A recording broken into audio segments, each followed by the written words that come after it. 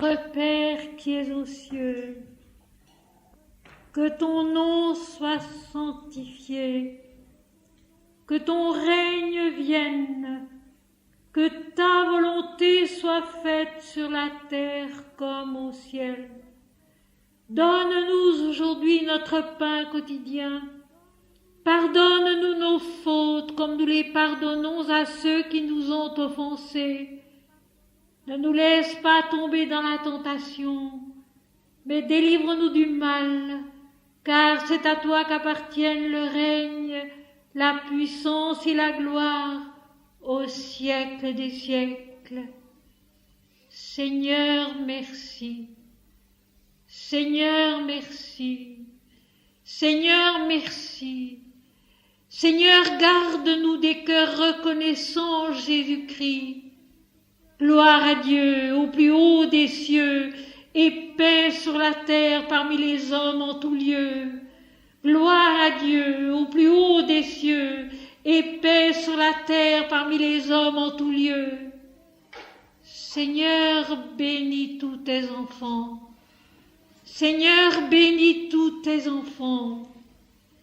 Prends pitié des hommes, prends pitié des peuples, que ta miséricorde et ta grâce, ta sagesse et ton amour, ta lumière et ta vérité descendent dans tous les cœurs. Mon Seigneur et mon Dieu, béni soit ton nom. Béni soit ton nom à jamais. Amen.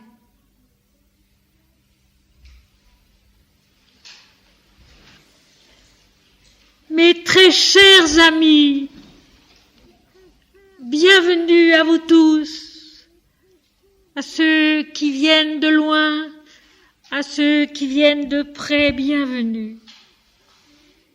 Bienvenue pour ces retrouvailles une fois longues à Toulouse, mais qui sont précieuses, infiniment précieuses. Je vous remercie d'être là. Et je dis merci mon Dieu d'être là moi-même. En principe, je devais ce soir parler de la suite de l'Apocalypse, le commencement du chapitre 6, car nous avions terminé le chapitre 4 et le chapitre 5.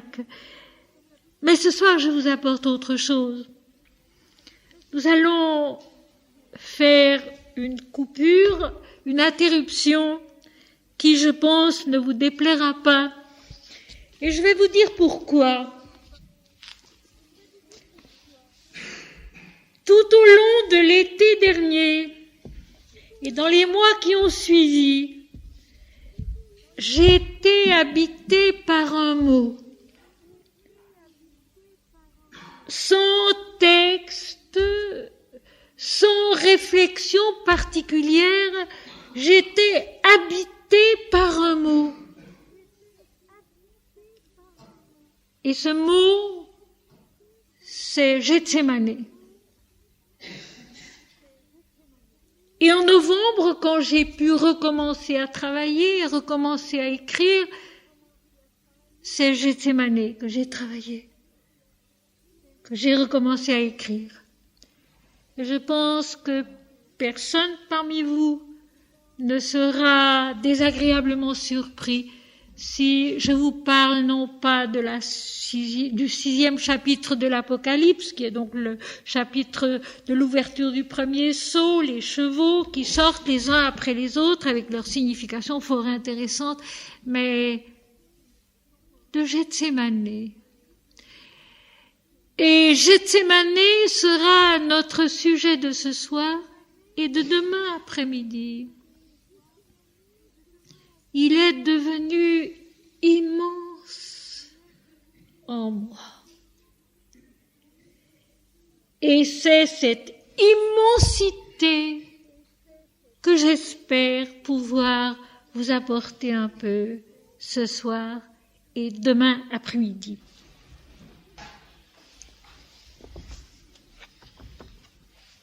Et je commencerai par vous lire le cantique de Dieu qui se trouve dans les Sentiers de l'âme pages 159 et 160. Écrit pendant la dernière Grande Guerre mondiale. J'ai cherché Dieu. J'ai cherché Dieu. Et voici, Dieu était dans les étapes successives, dans la rencontre toujours inattendue de la vie. Entrez, madame, je vous en prie.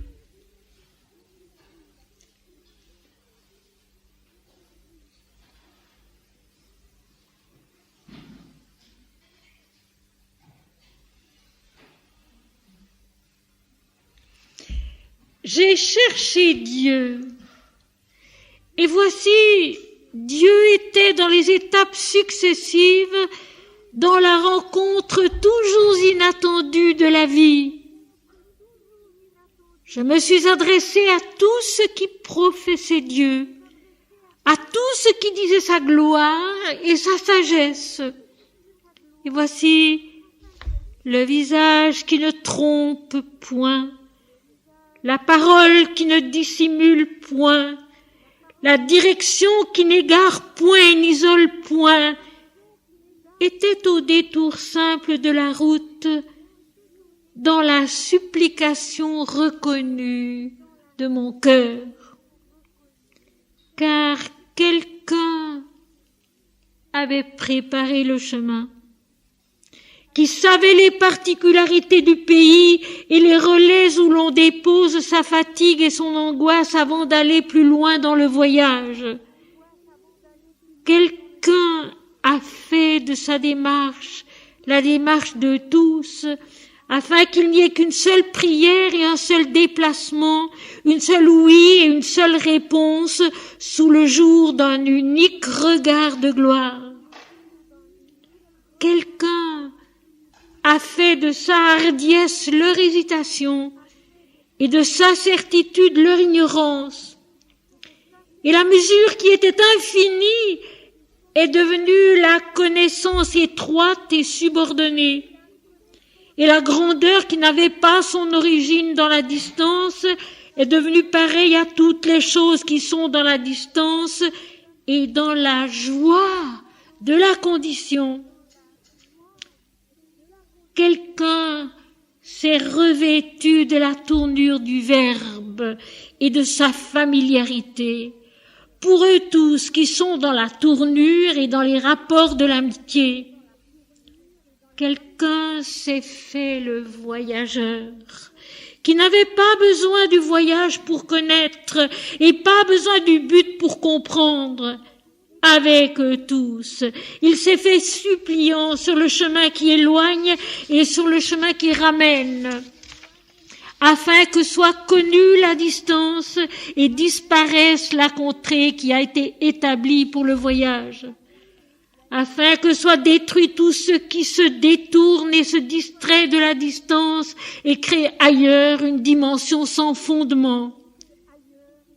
Quelqu'un a fait de la distance un parcours qui relie et s'est dissimulé enfin derrière la connaissance, au cœur de tous, au cœur de tout, afin qu'ils le trouvent et qu'ils le voient, non plus sous les traits agrandis de leur propre visage, mais dans sa majesté qui est étrangère à leurs propos. Et voici, les yeux sont devenus sans fraude et les yeux ont connu la vision. Les yeux sont devenus sans fraude et les yeux ont connu la vision. Les mains sont devenues sans avidité et les mains ont connu le travail qui ne paye point de la peine. Le cœur est devenu sans attente et le cœur a connu la dévotion. Les pieds sont devenus sans timidité et les pieds ont connu la fatigue pour laquelle ils avaient été créés. Et toutes les facultés également propices, également nécessaires, ont connu l'œuvre qu'elles avaient reçue en don d'accomplir et d'achever. Et toutes les facultés, également royales, également pures, ont connu l'œuvre gratuite où transparaît Dieu. Et toutes les facultés, également parfaites, chacune selon sa nature, également harmonieuses, chacune avec toutes les autres, ont connu le devoir où il n'est ni perte ni récompense. Nul ne peut dire le chemin. Seul celui qui est devenu le chemin peut le donner et le reparcourir avec la même peine, avec le même amour, interminablement pour ceux qui sont en son commencement. Nul ne peut dire le chemin. Seul celui qui est devenu le chemin peut le donner et le reparcourir avec la même peine, avec le même amour, interminablement pour ceux qui sont en son commencement. Telle est la grâce, telle est la gloire et telle est la sagesse, et celui en qui elles descendent ne peut plus les oublier. Mais il oublie cela tout entier, qui donne du prix à l'existence de qui a choisi la mort pour bénéfice à ses travaux. C'était donc le cantique de Dieu, page 159-160, dans les Sentiers de l'âme. Et puisque nous sommes à quelques jours de l'Ascension, je voudrais vous lire dans mon livre de l'Ascension de Jésus-Christ un paragraphe. Dans la certitude de la contemplation divine qui exauce l'homme jusqu'à la vision de son immortalité, Jésus, élevé pendant qu'il le regardait, reste le chemin de la vérité, de la vie divine, de l'esprit qu'il faut laisser s'accomplir en soi-même. Dès l'aube de la création, il est cet unique et irremplaçable parcours de la croissance universelle, de notre croissance qui monte à Dieu, du dedans de nous-mêmes, au-dedans de nous-mêmes, comme en l'univers et l'humanité, jusqu'à l'ultime intimité où se révèle notre éternité. Le soleil qui brille inaltérablement au cœur de l'âme de tous et de chacun. Attribué à l'ascension du Christ, autant qu'à sa naissance, sa mort et sa résurrection, une valeur avant tout historique et extérieure à nous, singulière aussi, c'est effacer de notre conscience le chemin bienheureux et lucide de l'identification avec le Sauveur, car il est au-dedans de nous, et c'est ramener à la dimension étroite de la terre et des hommes ce qui n'a toute sa signification qu'en Dieu. Après avoir donné aux hommes le spectacle de sa présence et de sa destinée palpable dans le monde, le Christ, image du Dieu invisible, est retourné à la nuit du tombeau où sa forme a disparu. Le visage adorable s'est accompli dans son authenticité immortelle au-dedans de chaque créature où, en fait, il n'a jamais cessé d'être et de demeurer le soleil de la réalité immuable, la substance de la vie où il est. Dès le commencement et à jamais, le chemin de l'existence divine par lequel la conscience incarnée est élevée vers son ineffable authenticité. Jésus est le chemin. Et l'ascension doit rester en nous un chemin, de même que Golgotha est en nous un chemin. C'est ce que nous allons voir un peu ce soir et demain après-midi. Et pour terminer ces lectures, dans le Voilier rouge, page 201, un poème qui donne à ce texte connu que nous allons redécouvrir ce soir et demain, sa justification. Quand les mots sourds sont épuisés de leur sève, quand leur visage est clos sur les bords remplis de la coupe, quand le vase est trop plein de tout cela qui nous fait homme, quand sa luxuriance et son parfum nous hantent et nous égarent dans les nuits, quel chant trouver pour repartir encore? Quand les mots sourds sont épuisés de leur sève, quand leur visage est clos sur les bords remplis de la coupe, quand le vase est trop plein de tout cela qui nous fait homme, quand sa luxuriance et son parfum nous hantent et nous égarent dans les nuits, quel chant trouver pour repartir encore? Quel cantique assez simple et pur pour dire un rêve qui n'a pas connu son matin. Il reste tant d'amour à dire. Il reste tant d'amour qui n'a pas découvert son chant. Et tout cela qui nous fait homme doit nous échapper cependant. Il n'y a pas d'échelon net et pas de jalons élevés au seuil froid des colonnes. Et tout cela qui nous fait homme nous accompagne sous les porches. Mais les porches s'évanouissent, s'écroulant sans bruit sur nos pas, car nous sommes distraits à leur effondrement. Nous ne sentons que ce qui pèse. Mais le poids qui use l'épaule ne dit pas le vrai chant des choses. Tout serait incompréhensible si tout n'était fatal. Il y a tant d'amour encore qui attend son chant dans les nuits. Et nous n'avons pour le défendre que ces mots déchus de leur jour. Nous donnons des contours, des formes au vitrail d'un matin qui n'a plus d'horizon. Nous donnons à la pierre un muscle et sa vigueur. Or, tout cela nous alourdit encore quand c'est ailleurs que nous hélons. Mais nous aimons le chant qui s'endort à nos lèvres, et nous aimons la pierre et le vitrail où meurt la transparence auréolée d'un monde. Et nous les renions, durcis de notre argile, quand l'élan rayonnant qui les fit naître s'est effondré en nous. D'autres viendront qui croiront à leur tour et qui le recréeront avec leur cœur, ce chant neuf d'une offrande qui vit du seul amour de chaque instant.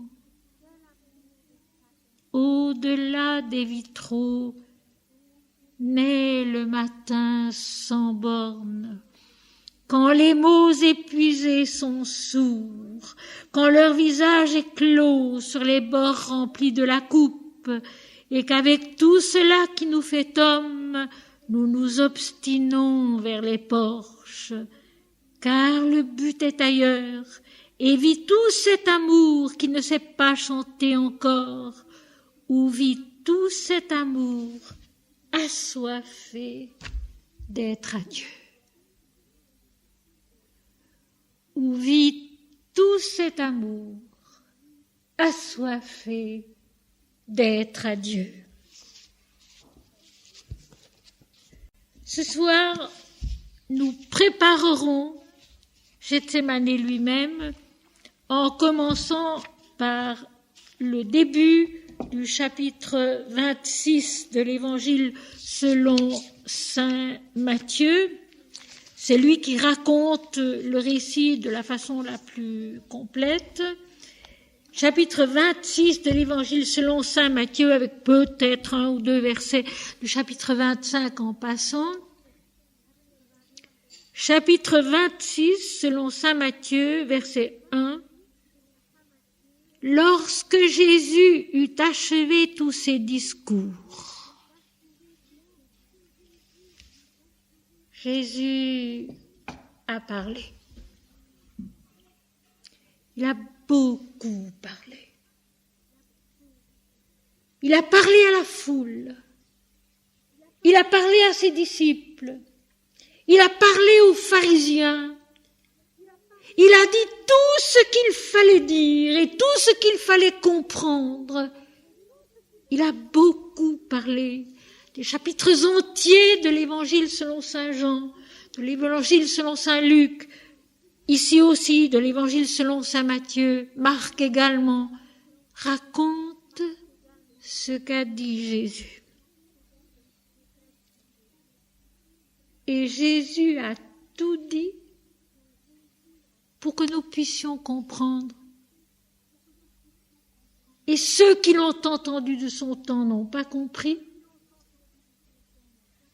Et ceux qui écoutent les textes de notre temps n'ont pas compris non plus. Et pourtant, tout a été dit.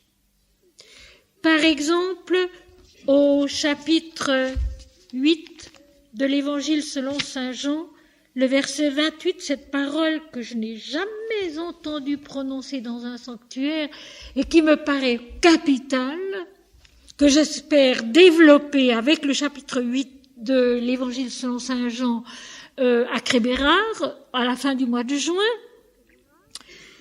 Quand vous aurez élevé le Fils de l'homme, alors vous connaîtrez ce que je suis.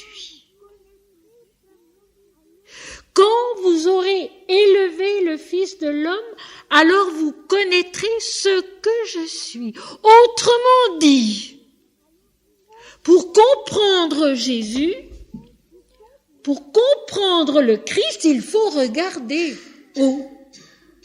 Voilà pourquoi j'ai lu le passage de l'Ascension. Voilà pourquoi il faut se souvenir de l'Ascension chaque fois qu'elle revient, chaque année, comme d'un chemin qui monte avec le Christ vers la connaissance de la lumière divine de l'Esprit. Un chemin qui monte. Et un chemin qui doit monter en nous. Nous restons volontiers si bas, trop bas. Quand vous aurez élevé le Fils de l'homme. Le Fils de l'homme, c'est l'envoyé, dans le sens hébreu du terme, l'envoyé de Dieu. Et nous sommes tous des envoyés de Dieu. Quand vous aurez élevé le Fils de l'homme, c'est-à-dire que vous le verrez aussi haut que possible en vous-même et parce que vous devenez vous-même, alors vous connaîtrez ce que je suis.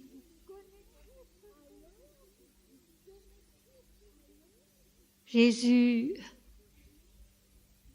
est l'Éternel Dieu, depuis toujours et à jamais. Et ce qu'il a été sur la terre, c'est une apparence momentanée, mais derrière laquelle il y avait cette vérité immuable, l'Éternel Dieu. Mais pour le comprendre, il faut regarder haut, il faut aimer haut, à la hauteur du Christ. Et puis, dans l'Évangile de Jean toujours, chapitre 14, il y a ceci. Si vous me connaissiez, vous connaîtriez aussi mon Père. Et dès maintenant, vous le connaissez et vous l'avez vu. Philippe lui dit, Seigneur, montre-nous le Père et cela nous suffit. Jésus lui répond, il y a si longtemps que je suis avec vous, Philippe, et tu ne m'as pas connu. Celui qui m'a vu a vu le Père. Comment dis-tu, montre-nous le Père? Ne crois-tu pas que je suis dans le Père et que le Père est en moi? Les paroles que je vous dis, je ne les dis pas de moi-même, et le Père qui demeure en moi, c'est lui qui fait les œuvres. Jésus et Dieu sont un. Allons beaucoup plus loin.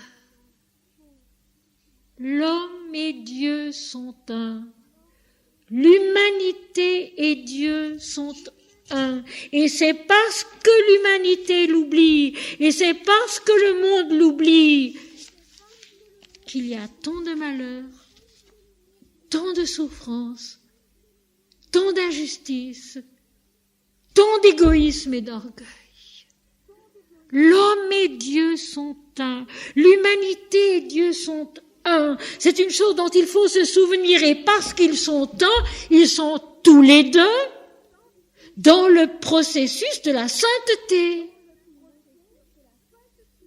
La sainteté, c'est notre devenir à tous. C'est notre but à tous. Ce n'est pas l'apanage privilégié de quelques-uns.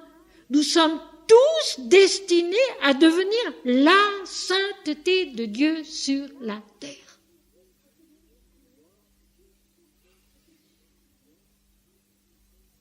Bienheureux les hommes qui le savent. Encore plus heureux ceux qui arrivent à le mettre un peu en pratique. Parce que c'est là notre destin, il n'y en a pas d'autre. Quoi que nous fassions, quoi que nous soyons ici-bas, notre destin, c'est de grandir dans la sainteté, dans la vérité, dans la beauté, dans la lumière, dans la joie, dans le bonheur. Si nous y travaillons tous tant que nous sommes, ça devient une force. Comme le mal devient une force. Comme la guerre devient une ivresse dont on ne sort plus. Comme les massacres et les horreurs deviennent des ivresses dont on ne sort plus. La sainteté peut devenir aussi une ivresse bienheureuse et une force invincible.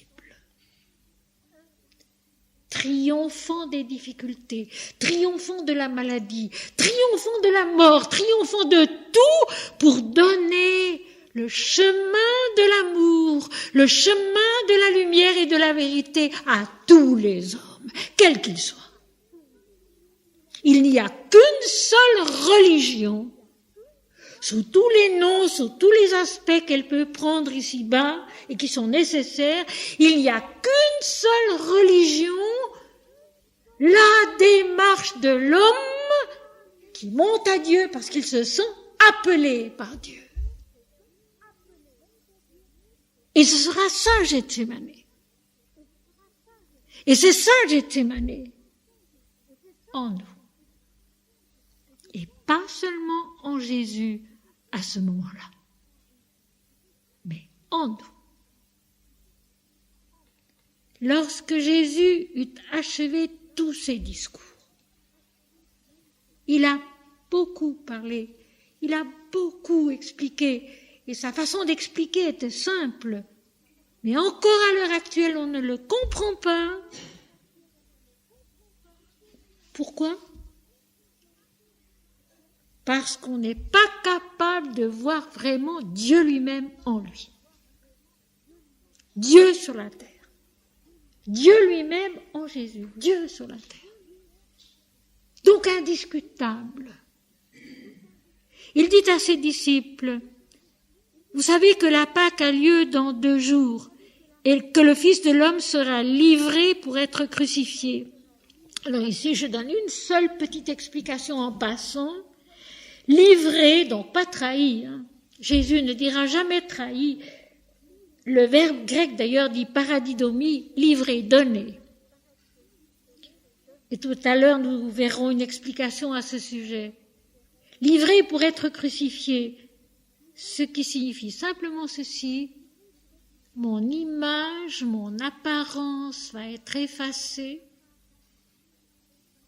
pour qu'il ne subsiste que l'être qui est invisible et qui est immortel.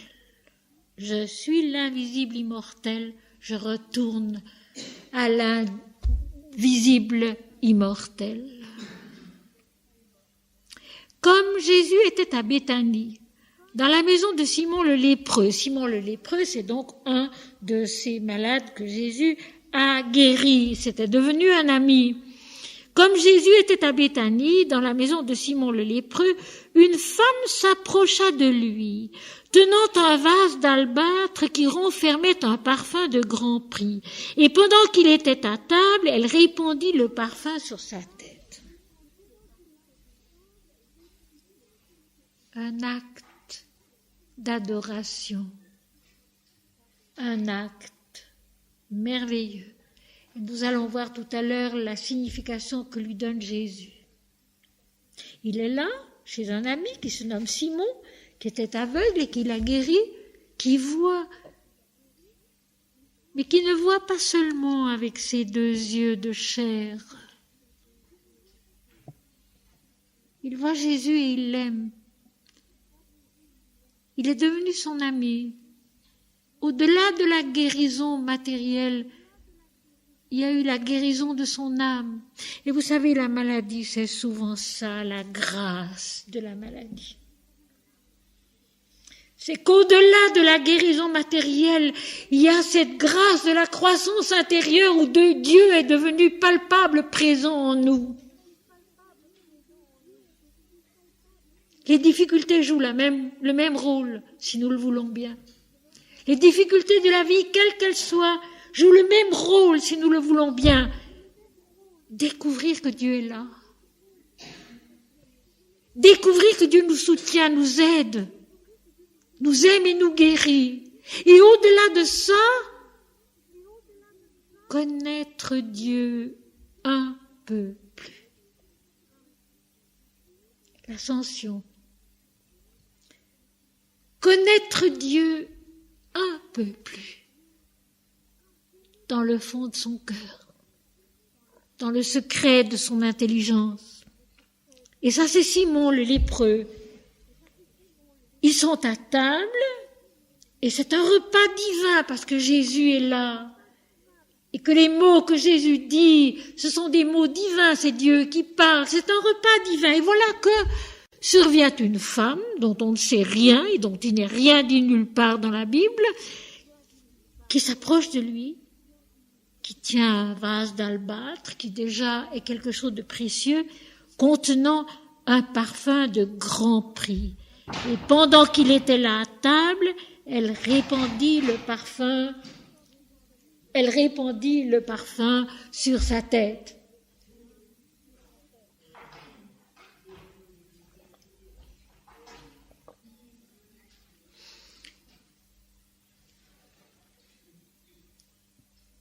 C'est un acte qui, à l'époque, n'était pas courant, mais qui se faisait. Vous vous rappelez aussi la pécheresse qui est venue verser du parfum sur les pieds de Jésus et les essuyer avec ses longs cheveux.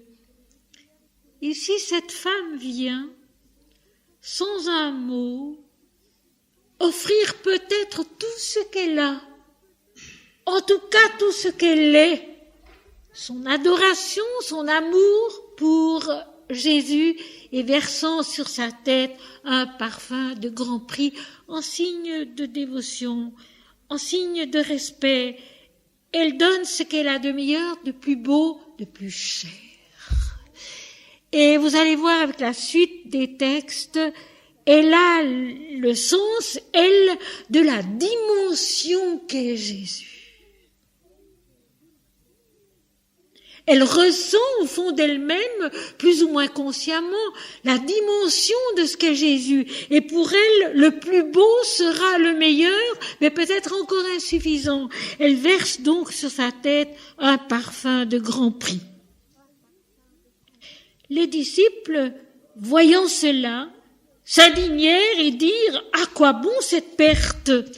On aurait pu vendre ce parfum très cher et en donner le prix aux pauvres. » Ils sont tout près de l'attitude de Judas, tout près. Ils ramènent la piété, ils ramènent la dévotion due à Jésus à des notions très matérialistes, l'argent qu'on donne aux pauvres, le secours qu'on apporte aux pauvres. Ils s'indignent de ce que leur maître soit l'objet d'une adoration qui n'est pas calculée, qui n'a pas de limite, qui est aussi belle, aussi pure, aussi vraie, aussi précieuse que possible. Ils s'indignent et ils dirent « À quoi bon cette perte ? Dans 2 jours, ils vont perdre bien autre chose. Dans 2 jours, ils vont perdre bien autre chose. quoi bon cette perte? Perte quand c'est une offrande faite à leur maître, dont ils devraient quand même un peu savoir qui il est, quel il est, et tout au moins ce qu'il leur a apporté. À quoi bon cette perte? On aurait pu vendre ce parfum très cher et en donner le prix aux pauvres. Notre piété, bien souvent, s'arrête là. Un geste qui finalement ne coûte pas grand-chose pour porter secours très relativement à quelques-uns. Mais l'adoration est absente de ce geste. L'adoration de celui à qui, en réalité, l'offrande, le don, doit être fait et est fait. Et Jésus va le leur dire. Jésus s'en étant aperçu, donc Jésus se rendant compte de ce qui se passe dans la pensée de ses disciples et dans leurs paroles, leur dit, et c'est très émouvant, ce que dit Jésus, « Pourquoi faites-vous de la peine à cette femme ?» Elle a fait une belle action à mon égard. Mon texte dit bonne action à mon égard, mais le grec dit kalos, beau. Elle a fait une belle action à mon égard. Et puis je trouve la question du Christ surtout importante. Pourquoi faites-vous de la peine à cette femme? Une peine que nous connaissons. Quand nous nous trouvons avec des personnes qui raillent notre foi,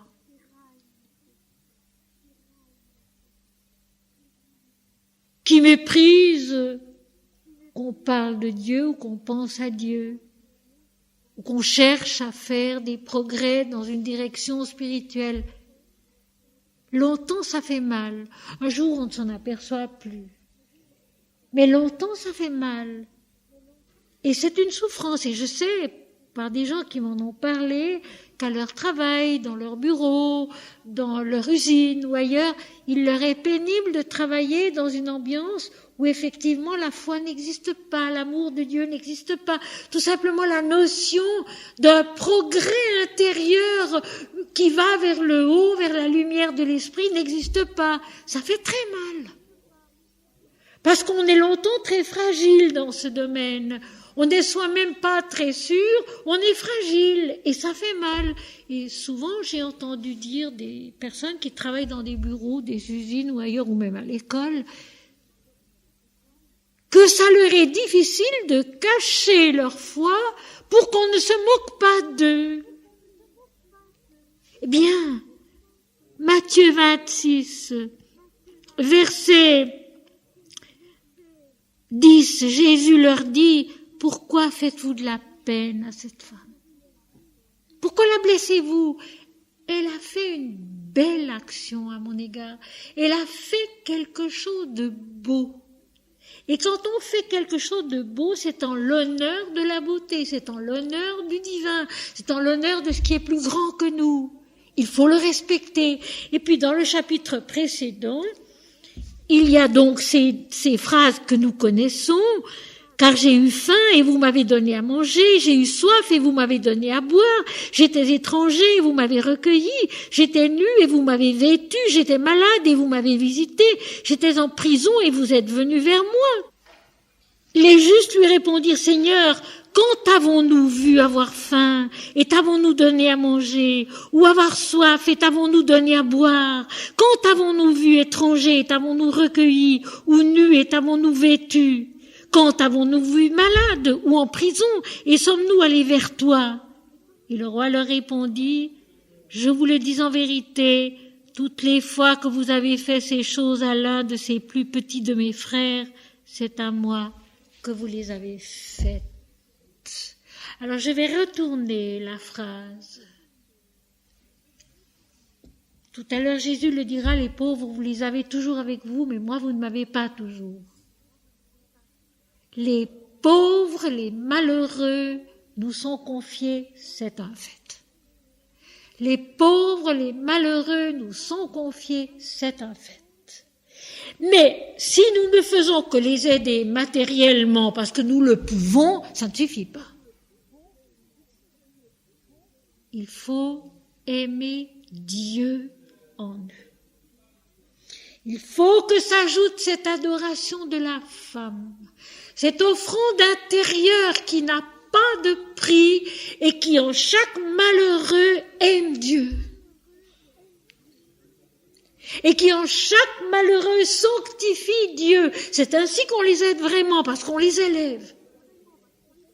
Donner une pièce, donner un vêtement, donner un repas, c'est quelque chose, mais ce n'est pas tout. C'est Dieu qu'il faut secourir, c'est Dieu qu'il faut aimer, c'est Dieu qu'il faut voir dans tous ceux que nous avons peut-être le bonheur de pouvoir aider. Pourquoi faites-vous la peine à cette femme?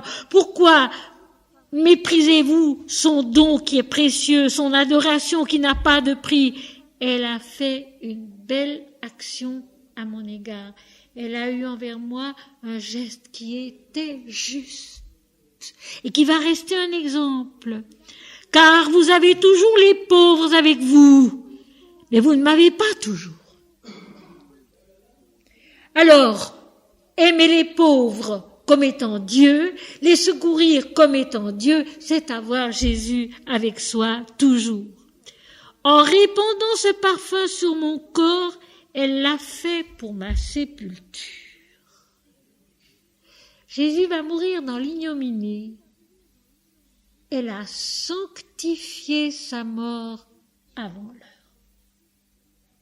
Elle a sanctifié sa mort avant l'heure, en adorant le Seigneur et en ayant envers lui un acte beau, une offrande sans dimension. C'est ce que nous pouvons faire aussi. Nous pouvons aimer Dieu d'une offrande intérieure qui est sans dimension. Je vous le dis en vérité, partout où cette bonne nouvelle sera prêchée dans le monde entier, on racontera aussi en mémoire de cette femme ce qu'elle a fait. Elle sera le témoignage ineffaçable de l'adoration. Elle sera le témoignage ineffaçable de l'adoration. Et notre monde d'aujourd'hui ne sait plus adorer. Cette femme vient nous apprendre à adorer, vient nous rapprendre à adorer. Elle sera le témoignage ineffaçable de l'adoration. Et comme toujours dans la Bible, on passe très simplement d'un acte dans un autre, d'une situation dans une autre. Alors le verset suivant, qui est le 14e, ça c'était le 13e. Alors l'un des 12, appelé Judas, et je viens de dire, et je le répète, les autres disciples étaient tout près de lui. Dans leurs remarques concernant la perte du parfum. Il ramenait Jésus aussi à une valeur très minime, très basse. Que fait Judas?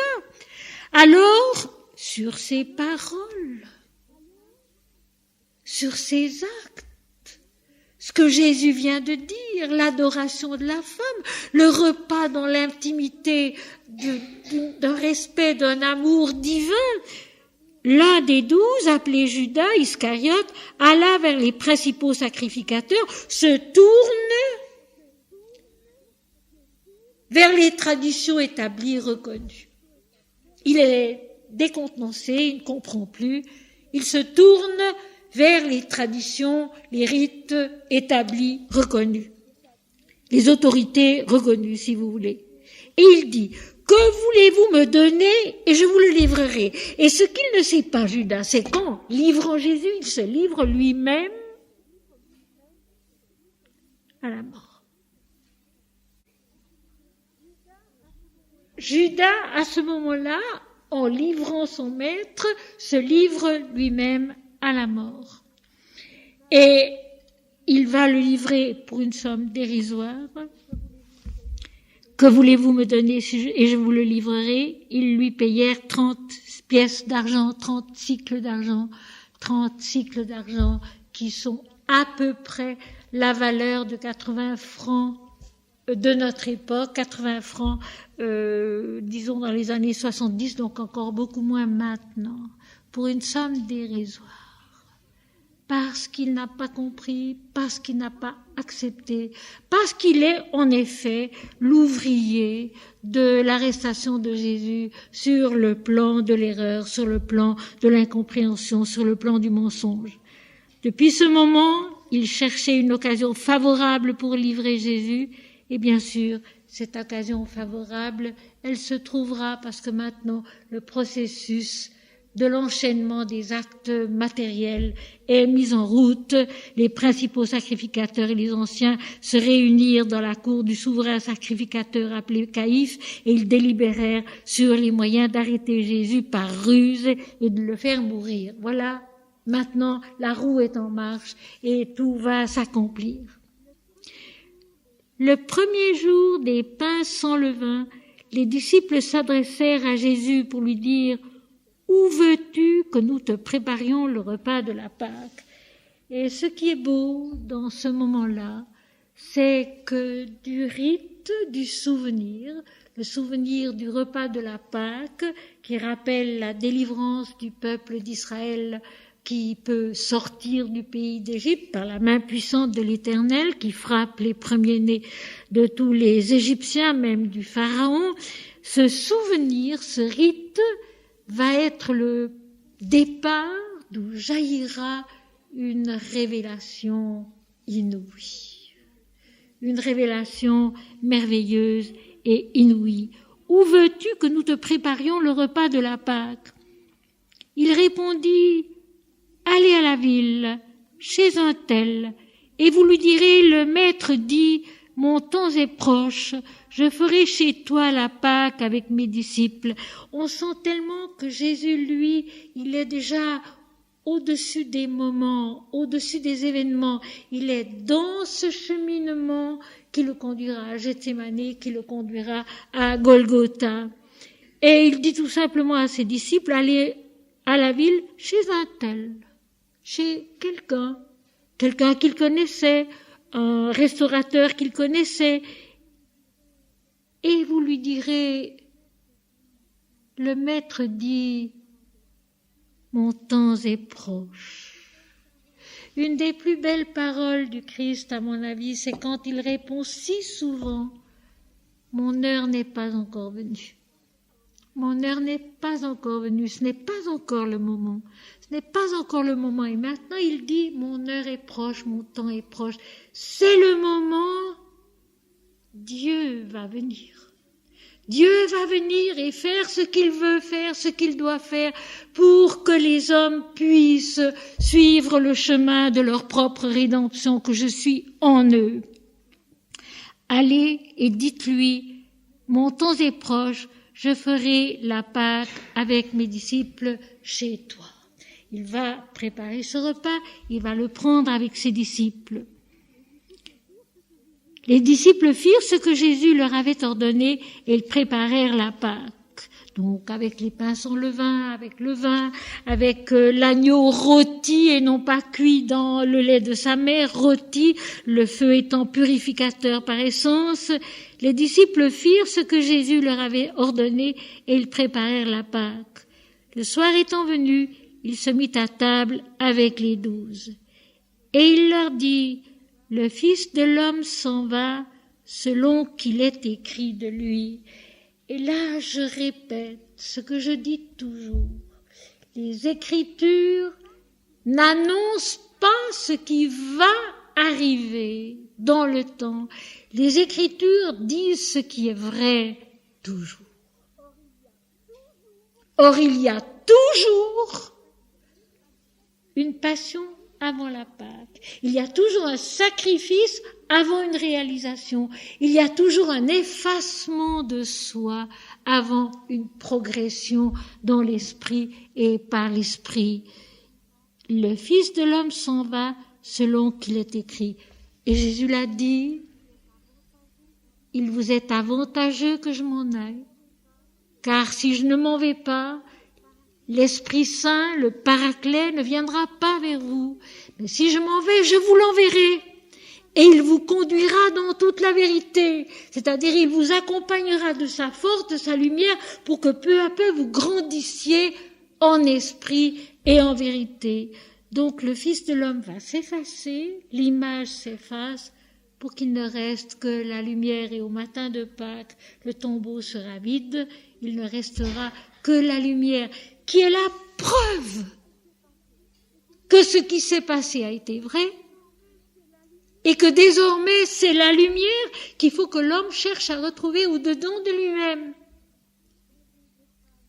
Le tombeau de Pâques sera vide, il n'y reste que la lumière, qui est la preuve que la lumière subsiste et qu'elle est immortelle, elle est le commencement, le chemin et la fin. Pendant qu'il mangeait, Jésus prit du pain, et après avoir rendu grâce, il le rompit et le donna aux disciples en disant « Prenez, mangez, ceci est mon corps. » Alors je voudrais m'arrêter d'abord à une chose. Ils vont manger, ils sont tous ensemble, sauf Judas qui est parti. Jésus prend du pain, le rompt et il le rend grâce. Est-ce qu'aujourd'hui, dans beaucoup de familles, dans beaucoup de ménages, on rend grâce avant le repas? C'est une habitude toute simple et une habitude qui est belle et qu'il faut tâcher de rétablir et qu'il faut tâcher de maintenir quand on a l'habitude de le faire. Mon âme bénit l'Éternel et que tout ce qui est en moi bénisse son saint nom. Mon âme bénit l'Éternel et n'oublie aucun de ses bienfaits. Remerciez. D'autant plus aujourd'hui où il y en a tant qui n'ont rien. Savoir remercier, c'est aussi savoir économiser pour pouvoir donner. Mon âme bénit l'Éternel et que tout ce qui est en moi bénisse son saint nom. Mon âme bénit l'Éternel et n'oublie aucun de ses bienfaits. Jésus nous donne l'exemple. Pendant qu'il mangeait, Jésus prit du pain et après avoir rendu grâce, il le rompit et le leur donna. Jésus rend grâce. Seigneur, merci. Seigneur, merci. Seigneur, merci. Seigneur, garde-nous des cœurs reconnaissants en Jésus-Christ. Il le rompit, il leur donne à ses disciples, après avoir rendu grâce, et il leur dit, prenez, mangez, ceci est mon corps. Ailleurs, Jésus l'a dit, mon corps est votre corps, ma vie est votre vie, mon sang est votre sang. Jésus est nous-mêmes. Tout à l'heure, il parlera du sang, ce sera la même chose. Jésus est nous-mêmes. Notre substance est divine. Elle est la lumière de l'esprit et promise à retourner à la lumière de l'esprit. Dieu est en nous. Jésus le dit aussi dans Luc 17, verset 24. Quand on lui demande, Seigneur, quand viendra le royaume de Dieu? Et Jésus répond, le royaume de Dieu ne viendra pas de manière à frapper les regards. On ne dira pas, il est ici ou il est là, car voici, le royaume de Dieu est au-dedans de vous, entos humo nestin en grec, à l'intérieur de vous, tout au fond de nous-mêmes. Dieu est en nous, et saint Augustin l'a dit aussi, j'ai cherché Dieu partout et je ne l'ai pas trouvé, car voici, il était en moi, en nous. C'est là qu'il faut le chercher. Dieu est notre vie, notre souffle, notre substance, notre intelligence, toute notre capacité. Et il est celui qui nous conduit si nous voulons bien l'écouter et si nous voulons bien le suivre. Mais pour cela, Jésus l'a dit, que celui qui veut venir après moi, qu'il renonce à lui-même et qu'il me suive. Non pas moi, Seigneur, mais toi, toi seul. Non pas moi, Seigneur, mais toi, toi seul. Cette petite phrase toute simple qu'on peut répéter beaucoup, beaucoup et qui devient en nous une grande force. Non pas moi, Seigneur, mais toi, toi seul. Moi, je ne suis rien sans toi.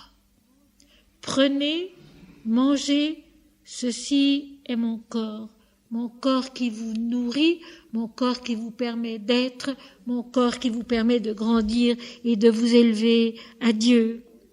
Il prit ensuite la coupe, et après avoir rendu grâce, encore une fois, il la leur donna en disant, « Buvez-en tous, car ceci est mon sang, le sang de l'alliance qui est répandu pour plusieurs, pour la rémission des péchés. » Alors d'abord le sang. Le sang est le symbole de la vie. Et il est unique, c'est celui qui fait l'alliance de tous les êtres qui sont nés de Dieu. Et pas seulement les chrétiens, mais tous les êtres. Depuis le commencement et avant le commencement, comme le dit Jésus, « Père, tu m'as aimé avant la fondation du monde. Père, que tout soit un, comme toi et moi nous sommes un, moi en toi et toi en moi, que tout soit parfaitement un. Père, que tout soit un. » Le sang, c'est le symbole de l'alliance, et toujours les mots vont ensemble, le symbole de l'alliance, le symbole de l'unité, par laquelle toute la création est une et est divine, et toute l'humanité est une et est divine, et qu'il n'y a qu'une seule religion et qu'un seul chemin sous tous les noms que Dieu se donne ici-bas pour se faire connaître et pour se faire aimer. Le sang, quand il est répandu, est le symbole de la mort, et ici le symbole de la rémission des péchés, c'est-à-dire de la fin d'un état d'erreur, de mensonge, pour que puisse repartir la vie dans l'unité. Et puis alors ce mot important qui est répandu pour plusieurs. Pourquoi plusieurs? Tout simplement, pas tous à la fois. Pas tous à la fois. Nous ne parvenons pas tous à la fois à la reconnaissance de nos erreurs, au fait que nous les donnons à Dieu et que peu à peu nous montons par l'ascension de l'Esprit vers la connaissance de l'Esprit, vers l'adoration en esprit et en vérité. Plusieurs, pas tous à la fois, mais en réalité, finalement, tous, sans aucune exception. Rien ne se perd, tout se transforme. Et le vrai mot des Écritures, c'est la transfiguration. Cette transfiguration qui sera la fin de l'Apocalypse, la fin de la révélation de Dieu en l'homme, la transfiguration. Le chemin de notre vie ici-bas, c'est un chemin de transfiguration. Je vous le dis, je ne boirai désormais plus de ce fruit de la vigne avec vous, jusqu'au jour où j'en boirai de nouveau avec vous dans le royaume de mon Père. Et alors ici, nous sommes aidés par l'Inde avec son vin de l'extase qui porte un nom divin, Soma, qui est le Dieu de l'extase, le Dieu de la pureté, de la clarté de l'extase. J'en boirai de nouveau avec vous dans le royaume de mon Père, c'est-à-dire dans la fusion de l'extase où l'homme se reconnaît un avec Dieu. Là, Jésus boira de nouveau le vin de l'extase, cette fois-ci avec la conscience de ses disciples qui sera parvenu à ce niveau, mais un très long chemin est encore nécessaire jusqu'à ce qu'ils arrivent jusque-là. Mais je répète parce que c'est un verset important. Il y a une promesse dans cette phrase du Christ. Je vous le dis, je ne boirai désormais plus de ce fruit de la vigne jusqu'au jour où j'en boirai de nouveau avec vous dans le royaume de mon Père. Or, le royaume de mon Père, le royaume de Dieu, c'est quoi? C'est la connaissance de l'unité divine, c'est la connaissance de la toute lumière de l'Esprit. C'est donc l'extase, la communion merveilleuse entre l'âme humaine qui se reconnaît une avec Dieu, cette espèce de don réciproque où Dieu se révèle en l'homme, où l'homme s'accomplit en Dieu. Le vin de l'extase, le vin de la fusion de l'unité. Et maintenant, un verset émouvant. Après avoir chanté les cantiques, ils se rendirent à la montagne des Oliviers. Après avoir chanté les cantiques, tout simplement. Tout simplement. Jésus, avec ses disciples, chante les cantiques rituels de la fête de Pâques, de la Pâque.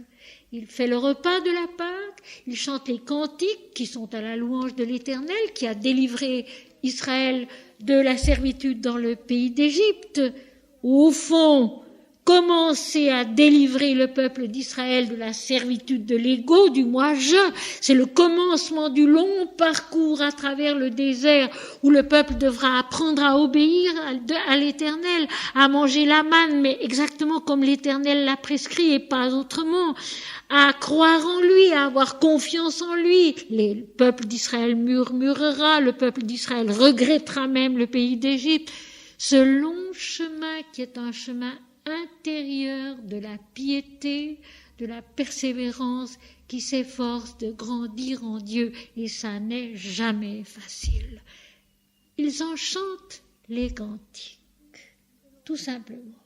Et puis, selon une habitude que le Christ avait, il va avec ses disciples à la montagne des Oliviers, où Judas, effectivement, savait qu'il le trouverait, qu'il le rencontrerait.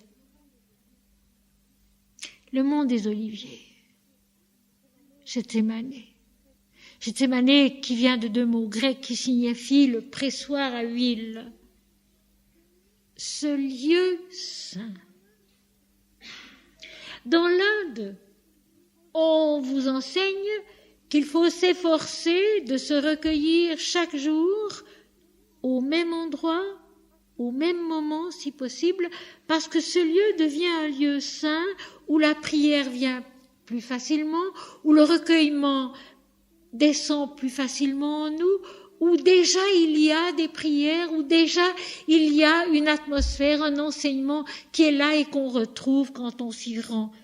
C'est le rôle des églises. Et les églises parfois jouent encore très bien ce rôle-là. Ces pierres remplies de prières de siècles qui ont passé. Quand on y pénètre, on se sent comme enveloppé par une sorte de ferveur qui nous aide dans notre propre prière. C'est la même chose, une église. Et là, c'était un jardin. D'ailleurs, on dit bien que Saint Jean de la Croix emmenait souvent aussi ses disciples dans la forêt, dans la campagne, dans la nature, pour s'y recueillir. C'était un lieu favorable où Jésus a enseigné ses disciples, où il a aussi souvent prié. C'est là qu'il se rend. Et tout de suite, parce qu'il sait que le Père a remis toutes choses entre ses mains. Ça, c'est dans Jean 13. Jésus qui savait que le Père avait remis toutes choses entre ses mains. Il est le maître de la passion et pas la victime. Il est le maître de la passion et pas la victime. Il sait que maintenant c'est l'heure et que les choses vont se passer. Tout est mûr, il l'a bien senti autour de lui à l'attitude de certains juifs et des pharisiens et des sadducéens et des principaux sacrificateurs. Il sait bien que maintenant la coupe est pleine et qu'il va falloir la boire. Jésus leur dit: je serai pour vous tous cette nuit une occasion de chute. En réalité, le mot grec dit scandalon, de scandale. Vous ne comprendrez pas. Et effectivement, tout d'abord, les disciples ne comprendront pas. Nous n'aurions pas compris non plus. Une occasion de chute. Il va être arrêté, il va être emmené comme un malfaiteur. Les disciples désemparés vont s'enfuir. Je serai pour vous tous cette nuit une occasion de chute. Et la nuit, dans les Écritures saintes, c'est précisément souvent cela, notre désarroi, notre incompréhension, notre incapacité de faire face à la situation d'une façon divine. Vous ne comprendrez pas, vous serez dans la nuit. Pour Judas, la valeur du Christ est devenue la misère d'un doute. Pour Judas, la valeur du Christ est devenue la misère d'un doute. Et pour ses autres disciples, ce sera une nuit dont peu à peu ils sortiront avec l'aide du Saint-Esprit. Mais peu à peu, parce qu'ils comprendront en fait longtemps très peu de ce que le Maître leur a enseigné. Et ils l'enseigneront à leur tour en déformant pas mal de choses. Je serai cette nuit pour vous tous une occasion de chute, de scandale. Vous ne comprendrez pas et dans une certaine mesure, vous fuirez loin de moi, vous perdrez ce que je vous ai donné. Car il est écrit encore une fois, c'est une règle de la vie, de même que la rédemption est une règle de la vie. Ce n'est pas une fois que Jésus vient pour racheter les hommes, c'est avant la fondation du monde. La rédemption a existé avant la fondation du monde. La descente dans la forme avec son articulation de remontée vers la connaissance de l'esprit. Il est écrit, c'est ainsi que cela se passe, et c'est vrai. Je frapperai le berger, la tête du troupeau, et les brebis du troupeau seront dispersées intérieurement. Elles ne sauront plus que croire, elles ne sauront plus que comprendre. Il leur faudra un certain temps de prière et de recueillement, et puis surtout le retour de Jésus qui va venir les retrouver en Galilée, pour leur parler, pour les amener plus loin. Ils seront perdus, ils seront dispersés. L'Évangile, dans une certaine mesure, sera perdu, sera mis en danger. Et il est de fait qu'encore même aujourd'hui, on le comprend très mal. On le comprend très mal. Et que nous devons tous nous efforcer en le relisant de le lire avec notre âme, de le lire avec notre esprit et pas tellement avec notre raison et nos discussions. Mais après que je serai ressuscité, parce que Jésus a toujours dit qu'il renaîtrait, qu'il ne serait pas mort, qu'il serait vivant au siècle des siècles. Mais après que je serai ressuscité, je vous précéderai en Galilée. Ça, il le dit aussi dans Matthieu 28, il le dit ailleurs. Pourquoi en Galilée? La Galilée, le pays qu'il a reçu, le pays où il a grandi, le pays du sermon sur la montagne, le pays de l'attente intérieure d'une révélation, parce que la Judée l'a repoussé, le mettra à mort. Mais la Galilée, c'est le pays qu'il a reçu, qu'il a écouté, qui a essayé de le suivre, qui a cru en lui, qui l'a aimé dans une certaine mesure.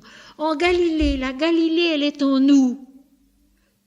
Tous les pays sont en nous, tous les peuples sont en nous, tous les êtres sont en nous. Le macrocosme est dans le microcosme, tous les personnages de la Bible sont en nous. Un moment, un palier de notre démarche, de notre parcours, de notre transfiguration. La Galilée, c'est en nous le pays de l'écoute, de l'attente et finalement de la rencontre avec Jésus. Quand je serai ressuscité, je vous précéderai en Galilée, je vous attendrai là où vous m'attendez aussi. Pierre, le fougueux Pierre, qui aime son Seigneur, mais qui est aussi souvent très à côté avec ses raisonnements. Pierre qui a su dire, tu es le Christ, le Fils du Dieu vivant. Et Jésus lui répond, c'est dans Matthieu 16, tu es heureux, Simon, fils de Jonas, car ce ne sont pas la chair et le sang qui t'ont appris cela, mais c'est mon Père qui est dans les cieux. En ce moment, c'est Dieu qui a parlé en toi. Et puis quelques versets plus loin, Pierre répond à Jésus une parole à laquelle Jésus riposte « Arrière de moi, Satan, Pierre, tu mets en scandale, tes paroles ne sont pas celles de Dieu, mais celles des hommes. » Et qu'est-ce qu'avait dit Pierre? Jésus avait annoncé sa fin prochaine et il avait dit « Qu'à cela ne tienne, Seigneur, cela ne t'arrivera pas. » Il retombait dans la vision de Jésus qui est un homme destiné à mourir comme les autres. Il ne voyait plus en lui Dieu lui-même qui ne meurt pas. Dieu lui-même qui ne meurt pas, qui apparaît, qui disparaît, mais qui ne meurt pas. Qui apparaît, qui disparaît, mais qui ne meurt pas. Pierre, prenant la parole, lui dit, « Quand tu serais pour tous une occasion de chute, donc de scandale, tu ne le seras jamais pour moi. » Que savons-nous de la force de notre piété? Que savons-nous de la force de notre piété?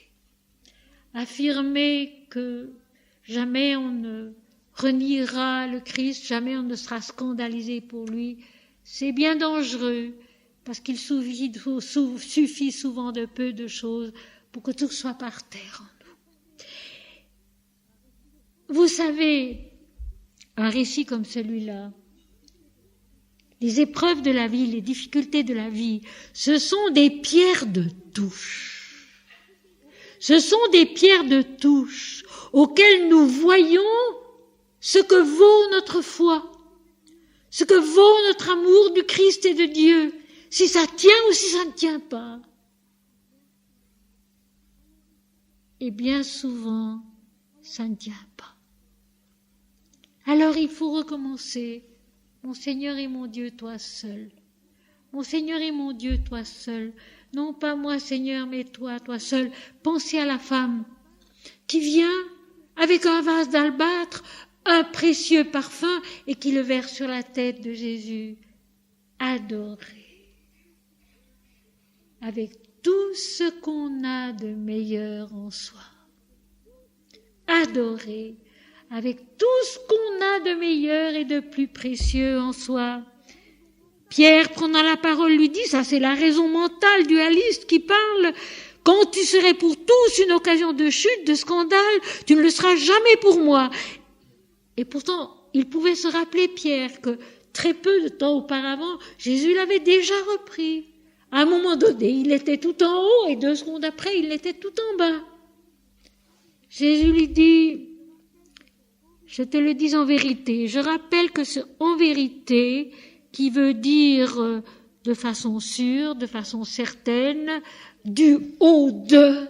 Quand Jésus dit en vérité, qui est amen en hébreu, il veut dire du haut de Dieu. Je te le dis de tout en haut, du haut de la vérité divine, du haut de mon Père qui est dans les cieux, du haut de ce qui est indiscutable. Je te le dis en vérité. Cette nuit même, avant même que le coq chante, tu me renieras 3 fois. Le coq qui chante, c'est quoi? C'est l'éveil de l'âme. C'est le matin, ce matin. Je ne sais pas si ça vous a frappé parfois, cette fidélité du jour qui renaît toujours, chaque matin. Cette fidélité du jour qui revient, qui renaît. C'est une chose qu'il faut saluer. C'est une chose qu'il faut adorer aussi, le soleil qui revient, même s'il est derrière les nuages. Ce jour qui revient, le tour des astres, le mouvement de la vie, le mouvement du cosmos, qui fait qu'à un moment donné, le jour renaît. Eh bien, les hymnes védiques, et nous aurons dimanche un hymne védique, les hymnes védiques parle beaucoup de ce matin, de ce lever du jour, de ce soleil qui revient et qui se répand sur toute la terre. C'est l'éveil de l'âme qui est remise en contact avec la lumière qui va pouvoir se répandre dans toutes les parties de notre corps, de notre intelligence, de notre cœur, de notre esprit, avant même que le coq chante 3 fois. Tu me renieras 3 fois. Sur les 3 plans inférieurs de la conscience et de la vie, la physique, le vital et le mental, tu me renieras. Face à la puissance et à la violence du monde, tu auras peur et tu me renieras. C'est dans l'Évangile selon saint Jean, au chapitre 18, qu'il est raconté ce qui se passe. Vous le savez, Pierre se trouve à l'entrée du palais, de la cour du grand sacrificateur, et il est reconnu d'abord par une servante et ensuite par un serviteur, qui lui disent « Mais toi aussi tu étais de ces hommes-là, ton accent te démasque, tu as le même accent qu'eux. » Et 3 fois Jésus le dit « Je vous le jure, je ne connais pas cet homme. »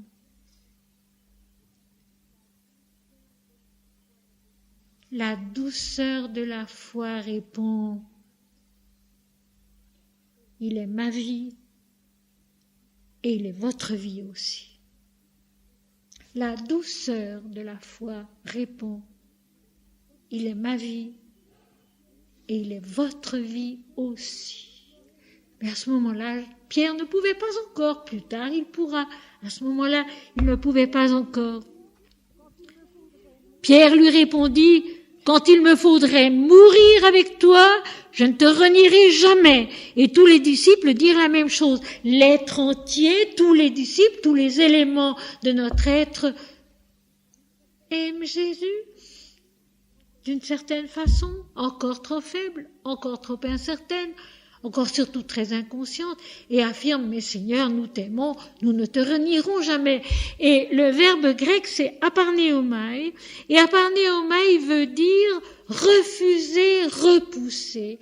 À ce moment-là, dans la peur, dans le désarroi, la conscience humaine refuse, repousse ce que pourtant elle aime, ce en quoi elle croit, mais elle n'a pas encore la force de ne rien dire et de répéter au fond d'elle-même Dieu seul. Mes amis, nous allons terminer par là ce soir, nous allons méditer un moment ensemble. Dans toutes les circonstances, quelles qu'elles soient, si difficiles, si douloureuses, si compliquées qu'elles puissent être, si nous avons la force, la ténacité, le courage de répéter au fond de nous Dieu seul, sans rien dire à personne, si on ne peut rien dire à personne, parce que souvent on ne peut rien dire à personne. Et Pierre, effectivement, devant la servante, devant le serviteur, devant tous ces gens qui accablaient Jésus, qui étaient très excités, très énervés, dominés par leur passion et leur inconscience, ne pouvait pas dire grand-chose, mais il pouvait se taire et penser, mon Seigneur et mon Dieu, toi seul. Mon Seigneur et mon Dieu, toi seul. Et je vous assure, mes amis, quelles que soient nos peines, nos difficultés, nos souffrances, ou nos joies aussi, avoir la force de dire en soi-même, mon Seigneur et mon Dieu, toi seul. Par là, on grandit, par là, on connaît autre chose et on devient quelqu'un d'autre. Et je terminerai par ce mot d'un philosophe allemand qui est si bon, si vrai, si juste. Il faut s'efforcer d'être dans le monde une présence bienfaisante. Une présence bienfaisante dans sa famille déjà, dans son village, dans sa ville, dans son pays, et puis dans le monde. Une présence bienfaisante. Et cette présence bienfaisante, tout au cours d'un mariage, mes amis, c'est difficile un mariage. Et c'est difficile un bon mariage qui dure longtemps. Nous allons, mon mari et moi, fêter cette année nos 50 ans de mariage. C'est long, c'est difficile. C'est loin d'être simple tous les jours. Mon Seigneur et mon Dieu, toi seul. Et corriger ce qui ne va pas. Mais simplement et doucement, sans se disputer. Mon Seigneur et mon Dieu, toi seul.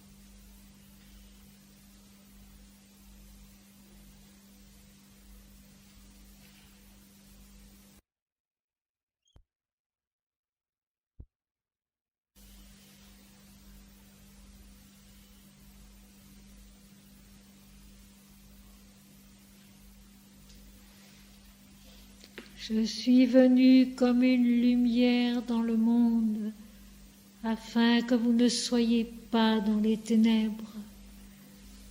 Je suis venu comme une lumière dans le monde, afin que vous ne soyez pas dans les ténèbres.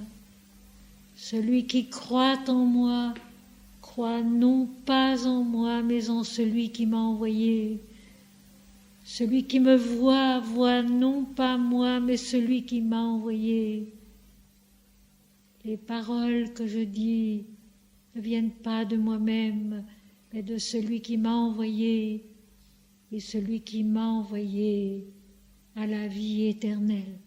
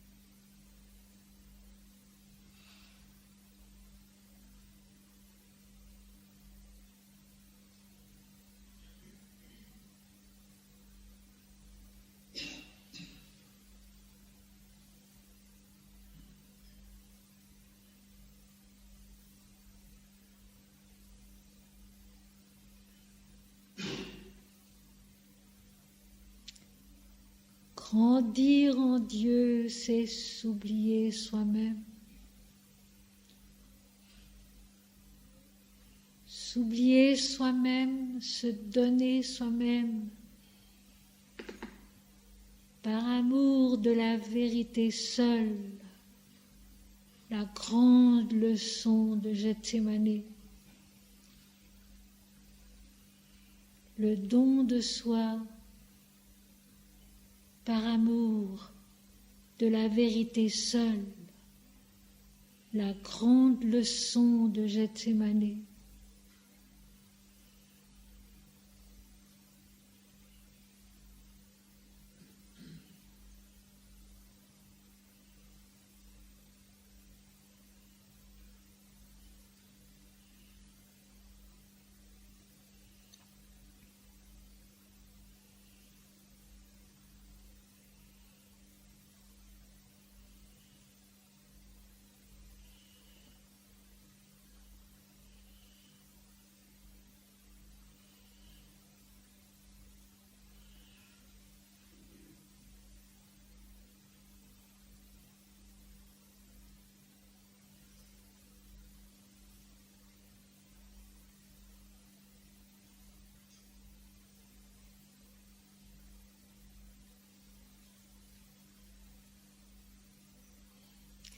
L'image s'efface et il reste la vie. L'apparence disparaît et il reste l'être.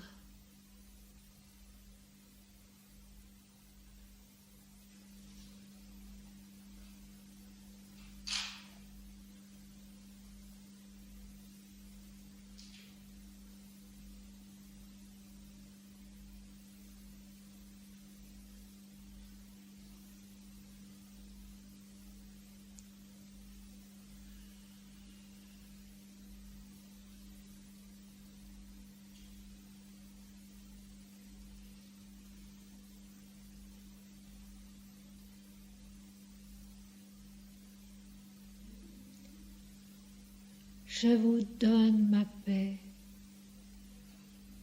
Je vous laisse la paix. Je ne donne pas comme le monde donne. Je vous donne ma paix. Je vous laisse la paix. Je ne donne pas comme les hommes donnent. Demeurez dans mon amour. C'est à ceci que tous connaîtront que vous êtes mes disciples, c'est que vous vous aimerez les uns les autres comme je vous ai aimé, sans préférence et sans orgueil.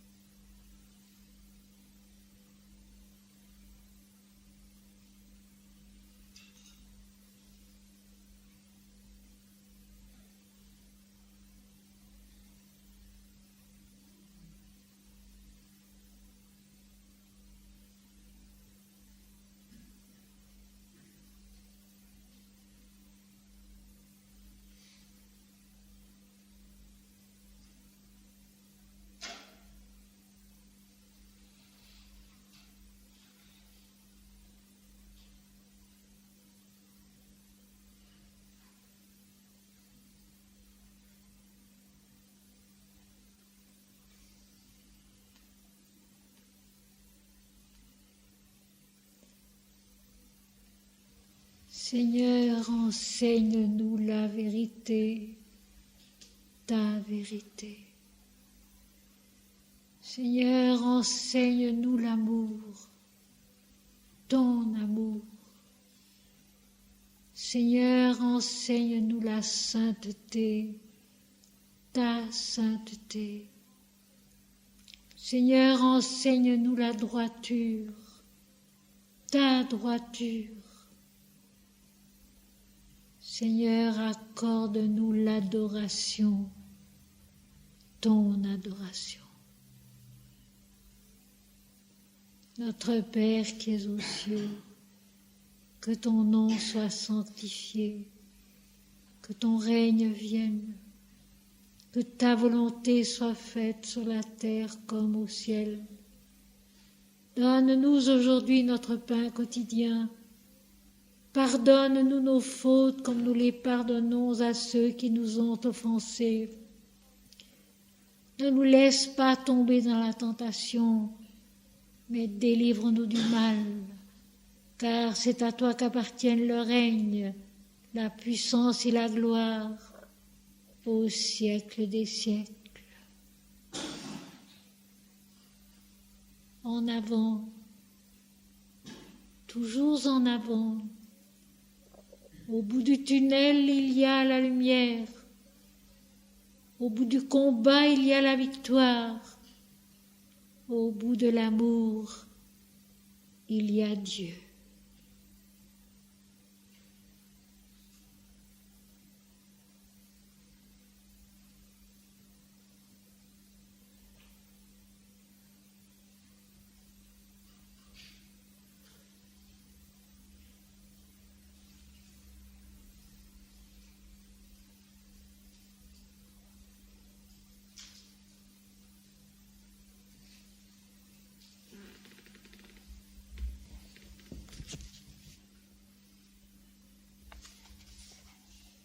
Seigneur, ta lumière m'a délivré, et mes pas ont l'allégresse des ailes heureuses.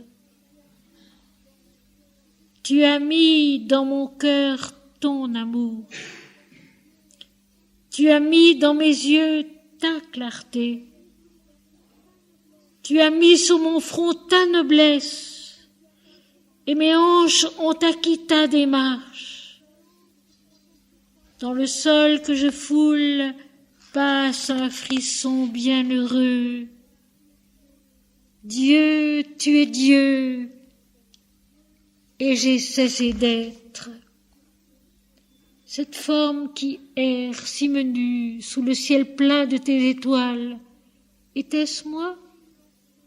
Ses pieds fragiles ont creusé le sable qui en est resté façonné. Seigneur, c'est toi qui as décrit son parcours là-bas, avec le feu de ta tendresse. Tu as visité les hommes avec elle, et elle n'est plus cette forme blanche que le souvenir de ton voyage inévitable parmi eux. Efface-la d'un geste de ta main très doux. Laisse-la retomber et que nul ne s'en souvienne plus. Sa robe a été la poussière de ta flamme. Sa bouche a été le sourire de ta puissance. Son corps a été le don de ton amour. Ses pas ont été très simplement l'obéissance. Ils se sont arrêtés là-bas, près de la grotte, où ils furent ensevelis. Déjà les pèlerins accourent de partout pour baiser dans le sable les traces que le temps ne peut annuler.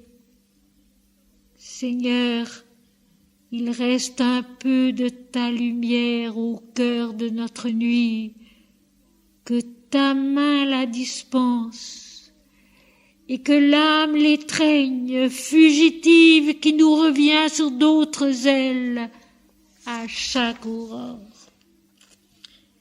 Seigneur, ta lumière m'a délivré, et mes pas ont l'allégresse des ailes heureuses. Tu as mis dans mon cœur ton amour, tu as mis dans mes yeux ta clarté, tu as mis sur mon front ta noblesse, et mes hanches ont acquis ta démarche. Dans le sol que je foule passe un frisson bienheureux. Dieu, tu es Dieu, et j'ai cessé d'être. Cette forme qui erre si menue, sous le ciel plein de tes étoiles, était-ce moi? Ces pieds fragiles ont creusé le sable qui en sont restés façonnés. Seigneur, c'est toi qui as décrit son parcours là-bas, avec le feu de ta tendresse. Tu as visité les hommes avec elle, et elle n'est plus cette forme blanche que le souvenir de ton voyage inévitable parmi eux. Efface-la d'un geste de ta main très doux.